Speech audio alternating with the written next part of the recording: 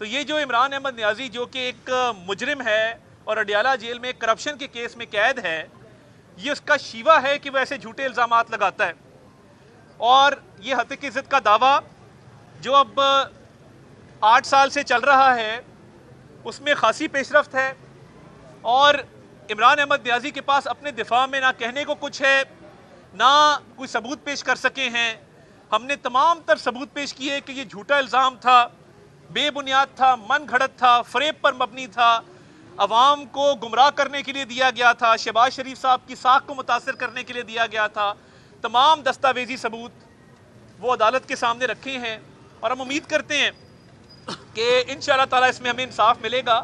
اور عمران نیازی اور اس کا تمام ٹولہ جس نے یہ شہباز شریف صاحب پہ الزام لگایا، آپ نے دیکھا کہ اسی ٹولے کا حصہ ہے ایک غیر ملکی آدمی جو لندن کی عدالت میں جس کے خلاف ایک فیصلہ آیا. آپ نے دیکھ لیا کہ نہ صرف کورٹ نے اس کو جھوٹا ثابت کیا جو پاکستان کی اسٹیبلشمنٹ پر، افواج پاکستان پہ الزام لگاتا تھا، جو پاکستان کی انٹیلیجنس ایجنسیز پر الزام لگاتا تھا، اس کو ہرجانے کا نہ صرف کہا گیا کہ ہرجانہ پے کرو، بلکہ اس کو کہا گیا کہ یہ جھوٹا ثابت ہوا ہے.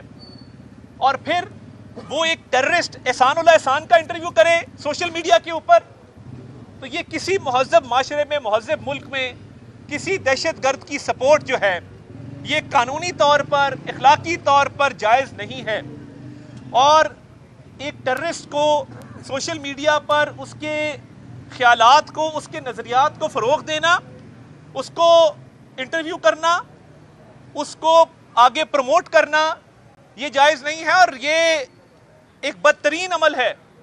میں نہیں سمجھتا کہ کوئی بھی مہذب ملک اس کو برداشت کر سکے گا کہ ان کے ملک میں رہتا ہوا شخص وہ ٹیررسٹ کو ہاربر کر رہا ہے.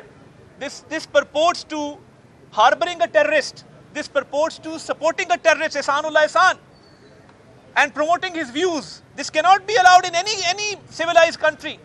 تو یہ جس طرح اس کو وہاں پہ مات ہوئی اینٹی پاکستان ایجنڈا چلانے پر کہ ہرجانہ بھی دینا پڑا، اور جو اخراجات ہیں عدالت کے وہ بھی ادا کرنے پڑے، اور جھوٹا بھی ثابت ہوا، خفت بھی ہوئی، شرمندگی کا سامنا بھی ہوا. اسی طرح اس کیس میں انشاءاللہ تعالیٰ، کیونکہ عمران احمد نیازی کے پاس ان الزامات کا کوئی ثبوت نہیں ہے شہباز شریف صاحب کے خلاف، تو یہ ایک سرٹیفائڈ جھوٹا ہے جو ایک کرپشن کے کیس میں اندر ہے، اور ہمیشہ جھوٹ کی سیاست کی ہے، منافقت کی سیاست کی ہے، ہمیشہ الزام تراشی کی سیاست کی ہے. اور اب کیونکہ ثبوت کوئی نہیں ہے، 120 تاریخیں تو لے چکے، تو یہ انشاءاللہ تعالیٰ ان کو رسوائی کا سامنا کرنا پڑے گا. اور یہ ہمیشہ کی طرح جب یہ جھوٹ بولتے ہیں پھر بعد میں یو ٹرن لیتے ہیں، یو ٹرن ہی اب تو پورا راؤنڈ اباؤٹ بن گیا ان کا، گھومن گھیری ہے پوری، گھومتے رہتے ہیں اس کے ارد گرد. تو یہ حق اور سچ کی فتح ہوگی اور انصاف کی فتح ہوگی. جی عابد بھائی، عابد صاحب سے شروع کرنے پر میں آپ کے پاس آتا ہوں. عطا صاحب یہ بتائیے کہ اگر وزیر اعلیٰ کے پی کے پہ ثابت ہو جاتا ہے کہ وہ کور کمانڈر ہاؤس پر حملے میں ملوث ہے، پھر ریاست کیا کرے گی؟ بطور وزیر اعلیٰ اسے کوئی نرمی اس کے ساتھ برتے گی، یا انہی ملزموں کی طرح اس کے ساتھ سلوک کیا جائے گا جو باقی؟ دیکھیے، جب کوئی جرم سرزد ہوتا ہے تو وہ یہ بات نہیں دیکھی جاتی کہ آپ کس عہدے پر فائز ہیں. اور دیکھیے وہ ویڈیو وزیر اعلیٰ کے پی سہیل آفریدی نے خود لگائی کور کمانڈر ہاؤس جانے کی، سوشل میڈیا پر کنفیوز کیا گیا زمان پارک کی ویڈیو کے ساتھ. یہ دونوں ویڈیوز موجود ہیں آن ریکارڈ، زمان پارک کی الگ موجود ہے، کور کمانڈر ہاؤس کی الگ موجود ہے. جس طرح کسی بھی ملزم کا ٹرائل چلتا ہے، ایک فیئر ٹرائل ہونا چاہیے اس بات کا، اور دودھ کا دودھ اور پانی کا پانی ہونا چاہیے کہ آپ اس آڑ میں نہیں چھپ سکتے کہ میں وزیر اعلیٰ ہوں. بالکل ایک کسی بھی شہری کی طرح یہ ایک قانونی کارروائی اس پہ بنتی ہے، تو قانون کے مطابق جو ہے اس معاملے کو چلنا چاہیے. سر ویڈیوز آپ نے کافی زیادہ ترمیم میں بات کی جا رہی ہے کہ آئینی عدالت بننے جا رہی ہے، آئینی بینچ پہلے ہی کام کر رہے ہیں.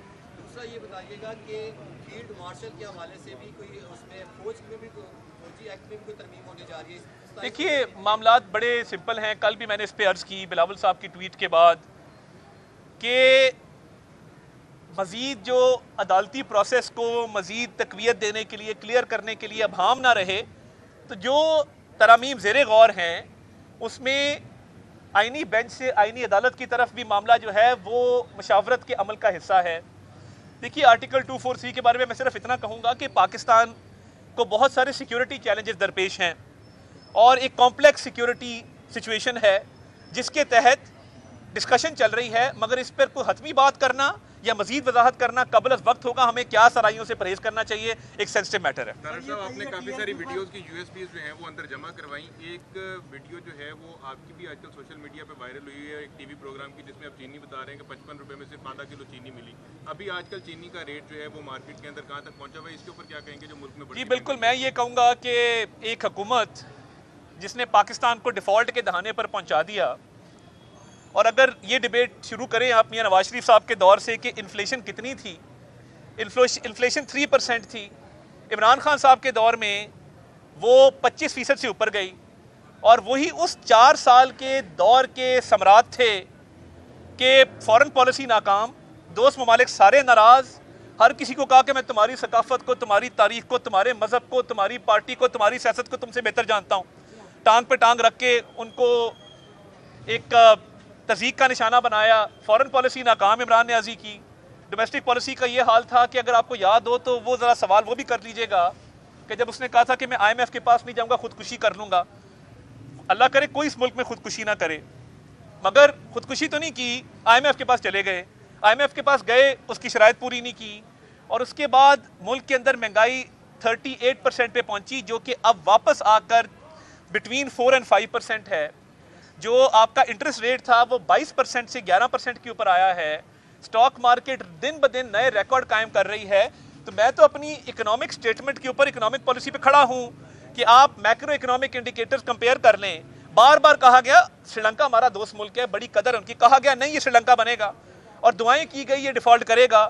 اللہ تعالیٰ نے جب عزت دینی ہو، اللہ تعالیٰ کے حکم کے آگے کوئی انسان نہیں ٹھہر سکتا.